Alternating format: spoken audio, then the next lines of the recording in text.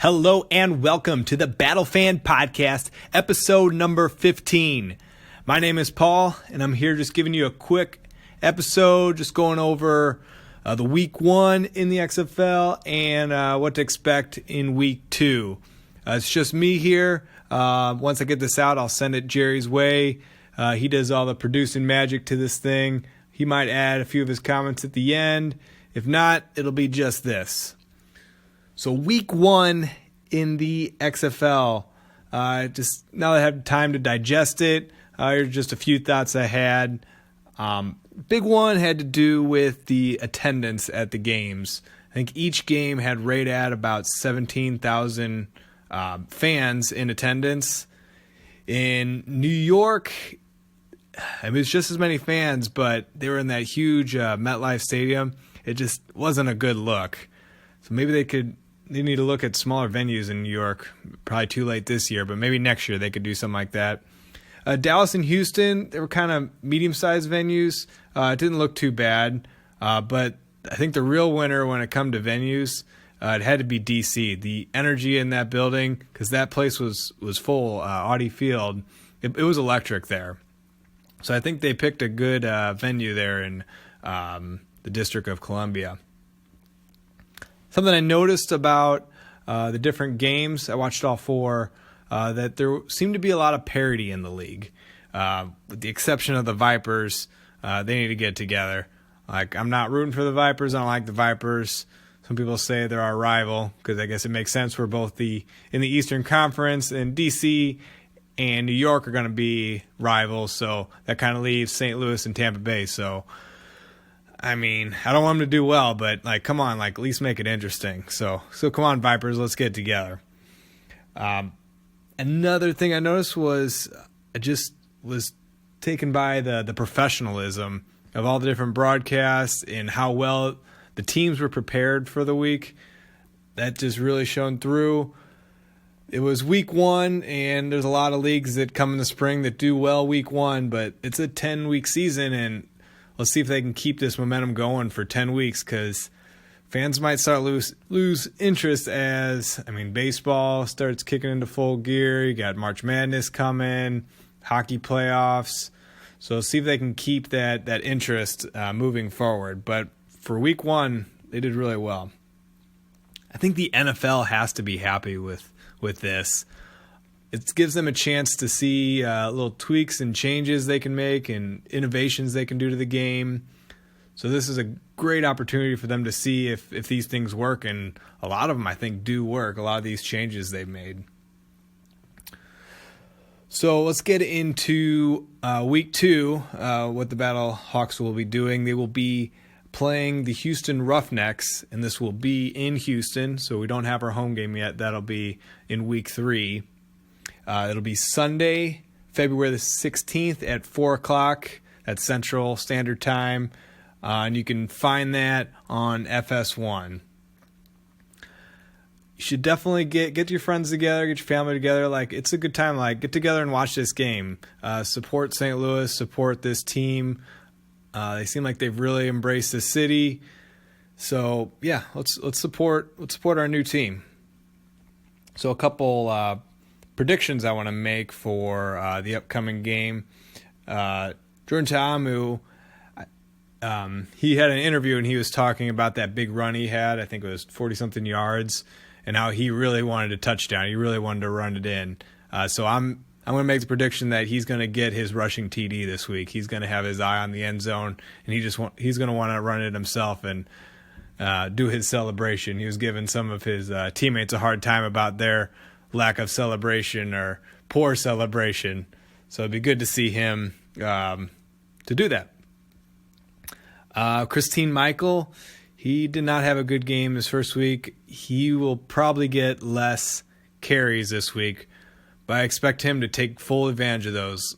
2 weeks in a row, if he has 2 bad weeks in a row, that might be it for him. So I think he's really going to need to come out and really show what he can do.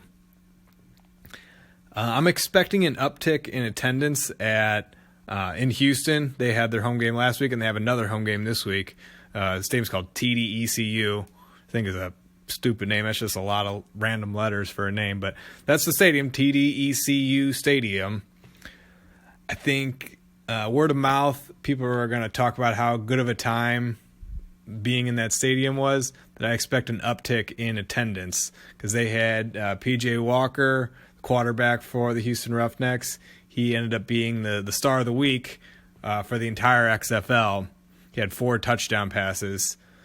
So we'll have our hands full trying to keep him contained. I do expect a slight downtick in TV viewership. First week, it's premiere. Everyone's going to watch it. And this is on FS1. I don't think as many people are going to be tuning into that because it won't be as easy to find. So there'll be less people watching, but I think more people in the stands. So if you are watching, it's going to be a good game. These are 2 teams that are both 1-0. Someone's going to leave 1-1. Someone's going to leave 2-0. And I'm going to make a prediction that it'll be the Battlehawks. I think it's going to be a close game. I'm going to say 28-26 is the final, with the Battlehawks winning. 28-26. That's going to be my prediction. Something I want to point out was I was really impressed with Jonathan Hayes. In different interviews, he's not the most media savvy guy, but when it comes to when I guess you got to kind of listen in to what he's saying and conversations he's having with players, like, this is a guy that commands respect and a guy who really knows what's going on, and he seems like he's the guy in charge. I was very impressed with Jonathan Hayes, like talking to the quarterback, talking to the team. It was really good. There was a video of him after the game. His brother is also one of the coaches, and he gave him the game ball for his first win as a head coach. That was kind of a really cool moment for him. So congratulations to Jonathan Hayes. We're real happy to have you here in St. Louis. Week 2, it's going to be different, because this week we have all the teams have a week of film now on everybody. First week's kind of a crapshoot. You don't know what you're going to get. But the second week, we're going to have film, so I expect the unexpected, really. I guess some quick news. We have a new logo for the Battlehawks. It's an alternative logo. I'm sure you can find it on different social medias.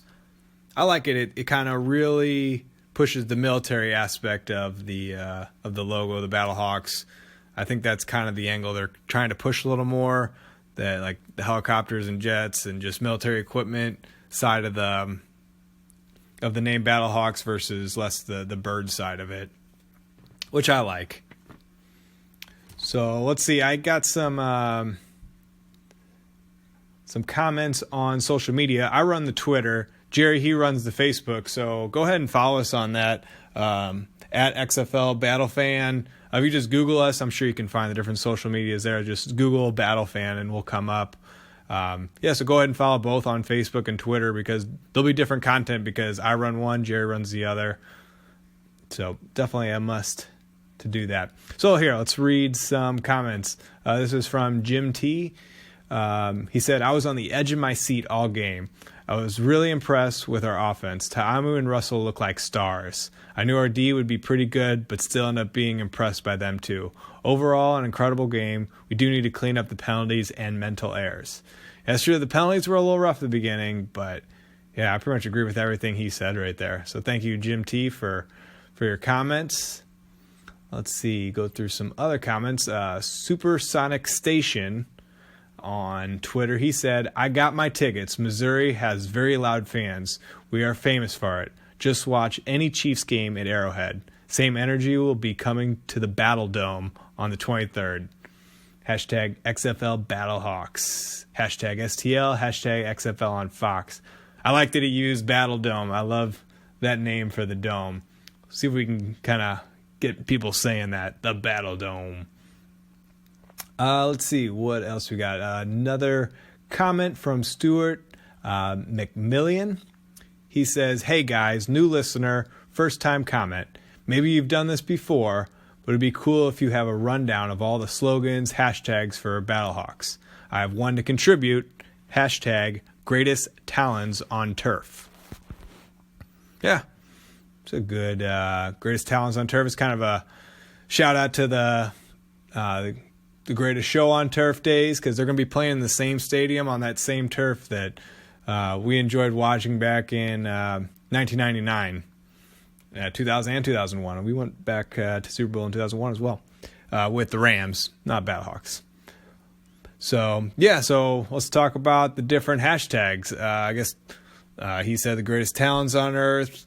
The one that we use the most is the hashtag cleared to engage. I think that's kind of the official hashtag for the Battlehawks. So usually I search that one. So if you use that hashtag, usually I'll try to reply or talk to you, because I like talking to fellow fans. So go ahead and put your stuff on Twitter. I'm talking Twitter. I'm the Twitter guy.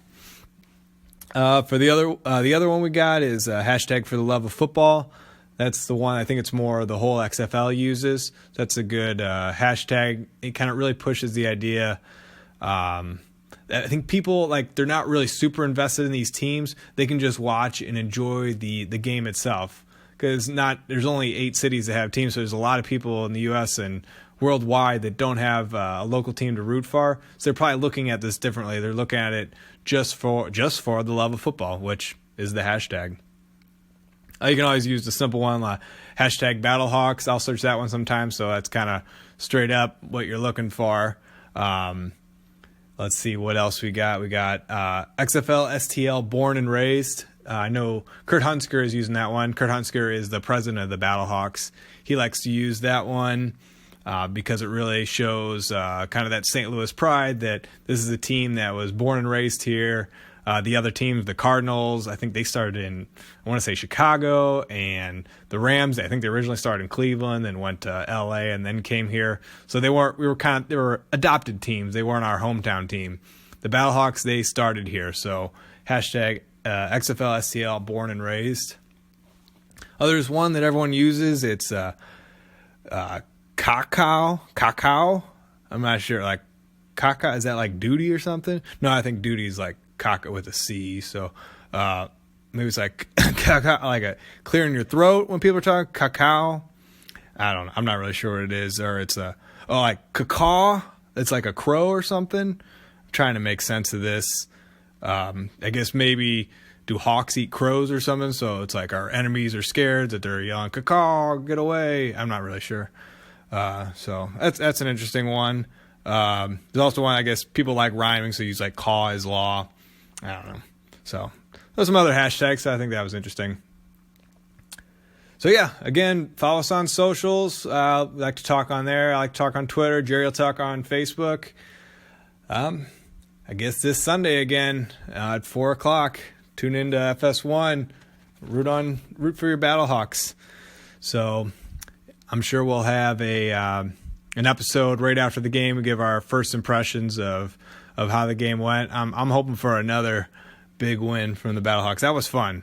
Like, those guys definitely had fun after the game, drinking their seltzers. So let's make that happen again. It seemed like it's a fun team. I think they're having a lot of fun in that locker room. It seemed like they really came together as a team. So let's continue this momentum and let's get another road win, which is impressive. They were the only team to get a road win. So I think that, I don't know, goes to show that the Battlehawks are a real deal. So I'll catch you next time. Let's go Battlehawks.